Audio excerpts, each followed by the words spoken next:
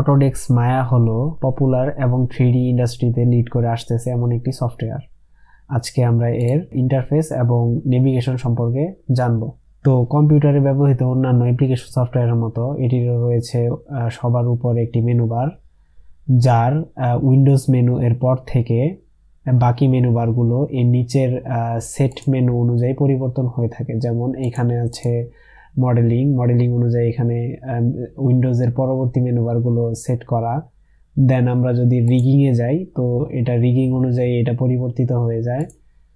দেন animation, এইভাবে বাকিগুলো অনুযায়ী পরিবর্তন হয়। তো আমরা এটা মডেলিংয়ে থাকতেছি এবং এর পাশে রয়েছে কিছু শর্টকাট বাটন এবং একদম ডানে রয়েছে এটার ওয়ার্ক স্পেস লেআউট। তো এইখানে জেনারেল মোডে আছে বর্তমানে, এছাড়াও মডেলিং, স্ট্যান্ডার্ড, এক্সপার্ট, স্কাল্পটিং ইত্যাদি বিভিন্ন ওয়ার্ক স্পেস আছে। বিভিন্ন সময়ে কাজে অনুযায়ী আমরা এগুলো পরিবর্তন করে থাকি। সব থেকে গুরুত্বপূর্ণ একটি অংশ বলা যায়, সেটিও হচ্ছে এই উপরের এই অংশের এই বারটুকু, এটি হচ্ছে শেলফ। মডেলিং করার জন্য সহায়ক প্রিমিটিভসগুলো নেওয়া হয় সাধারণত এই শেলফ থেকে।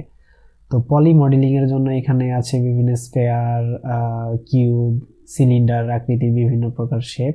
এছাড়াও এই পাশে আছে কার্ভ, দেন স্কাল্পিংয়ের জন্য স্কাল্পিং টুল, রিগিংয়ের জন্য রিগিং টুল ইত্যাদি ইত্যাদি। তবে শুরুর দিকে মডেলিং করার জন্য এখান থেকে বিভিন্ন আকৃতির প্রিমিটিভস নিয়েই শুরু করা হয়। দেন আসে নিচে বড় একটি স্পেস, এই যে অংশটুকু যেটাকে বলা হয় ভিউপোর্ট। তো এইখানেই আমরা বিভিন্ন প্রকার 3D মডেলিং করে থাকি, তো এটাকে ভিউপোর্ট বলা হয়। তো এটার ডানে রয়েছে চ্যানেল বক্স, অর্থাৎ লেয়ার এডিটর। এটা এখানে এই শেলফ থেকে নেওয়া বিভিন্ন প্রিমিটিভসের বিভিন্ন প্রকার ভ্যালু দেওয়া থাকে, রোটেশন, স্কেল, পজিশন ইত্যাদি। দেন চ্যানেল বক্সের নিচে রয়েছে অ্যাট্রিবিউট এডিটর এবং এর নিচে রয়েছে মডেলিং টুল কিট। এটা মডেলিং সংক্রান্ত বিভিন্ন হেল্পার বা বিভিন্ন টুল এটার মধ্যে থাকে। তো এখানে আমরা ক্লিক করলে এগুলো দেখতে পারি। এটা হচ্ছে অ্যাট্রিবিউট, এটা হচ্ছে চ্যানেল বক্স। এবং বামে রয়েছে আউটলাইনার, অর্থাৎ আমরা ভিউপোর্টে বিভিন্ন প্রিমিটিভস, যত প্রিমিটিভস এখানে ইনক্লুড করব মডেলিং সংক্রান্ত সকল কিছু এখানে লাইক অফ ফটোশপ যারা ইউজ করেছেন, তো ফটোশপের লেয়ারের মতো এখানে স্ট্যাক হতে থাকে। এবং এর বামে বিভিন্ন রয়েছে, এটি হচ্ছে টুল বার, এবং এর নিচে রয়েছে ভিউপোর্ট এর বিভিন্ন প্রকার মোড। যেমন এখানে যদি আমরা ক্লিক করি, এটা 4টা ভাগে বিভক্ত হয়ে যায় এবং এটা হচ্ছে পার্সপেক্টিভ, এটা হচ্ছে টপ ভিউ, এবং এটা হচ্ছে ফ্রন্ট ভিউ, এটা হচ্ছে সাইড ভিউ। দেন আবার যদি এখানে ক্লিক করি, যেটাতে এটা 2 ভাগে বিভক্ত হয়, এটা হচ্ছে ফ্রন্ট ভিউ, এটা হচ্ছে পার্সপেক্টিভ ভিউ। আর এই সর্বনিচেরটা হচ্ছে এটা এই আউটলাইনার। এখানে ক্লিক করলে আউটলাইনার হাইড হয়ে যায় এবং এটা ক্লিক করলে আউটলাইনার চলে আসে।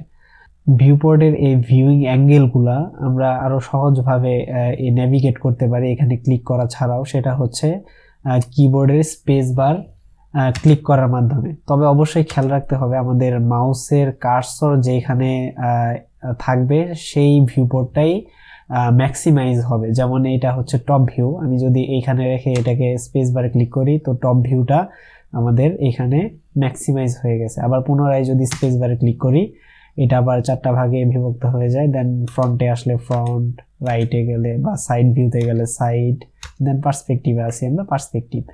এবং নিচে আছে একটি টাইম স্লাইডার। এখানে আমরা যখন অ্যানিমেশন করা হয় বিভিন্ন কি ফ্রেম বসে এখানে এবং এটা দিয়ে কাজ করতে হয়।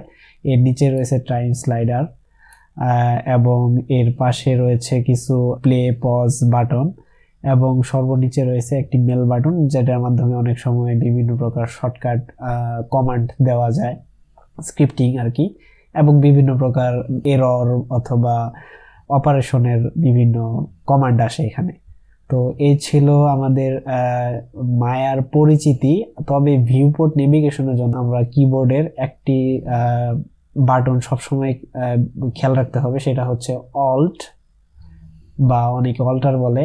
তো এটাতে প্রেস করে আমরা যদি মাউসের লেফট বাটনটি ক্লিক করে মাউসটাকে মুভ করি ডানে বামে, তো এই ভিউপোর্টটা আমাদের রোটেট হয়, এটা এইভাবে ঘুরে, এবং সেই অল্ট বাটনে প্রেস করা অবস্থায় মানে হোল্ড করে ধরে থেকে আমরা যদি মাউসের মিডল বাটন অর্থাৎ স্ক্রল হুইল যেটা এখানে ক্লিক করি, দেন আমরা যদি এইভাবে মাউসটাকে এদিক ওদিকে ড্র্যাগ করি, তো সেক্ষেত্রে এটা প্যান হয়, অর্থাৎ ভিউপোর্টটা প্যান হচ্ছে, সরে যায়, এইভাবে ডানে বামে সরানো যায়, উপর নিচ করা যায় যেখানে খুশি। এবং অল্টার যদি প্রেস করে আমরা মাউসের রাইট বাটনে ক্লিক করি, তো সেক্ষেত্রে এটা জুম ইন জুম আউট হয়। Zoom in zoom out scroll হুইলের মাধ্যমে করা যায়, তবে এটা হচ্ছে স্মুথ এবং স্ক্রল হুইলের মাধ্যমে বিভিন্ন এই যে এইভাবে স্টেপ বাই স্টেপ মানে থেকে থেকে জুম ইন জুম আউট হয়। আর স্মুথ জুম ইন জুম আউটের জন্য অল্টার প্রেস করে ধরে রাইট মাউসে এইভাবে ড্র্যাগ করতে হয়, উপর নিচে ড্র্যাগ করলে এইভাবে জুম ইন জুম আউট হয়। লেফট বাটনে রোটেশন, মিডল বাটনে হচ্ছে এইভাবে পেন। তো এই ছিল আমাদের অটোডেস্ক মায়ার ইন্টারফেস পরিচিতি এবং সিম্পল ভিউপোর্ট নেভিগেশন।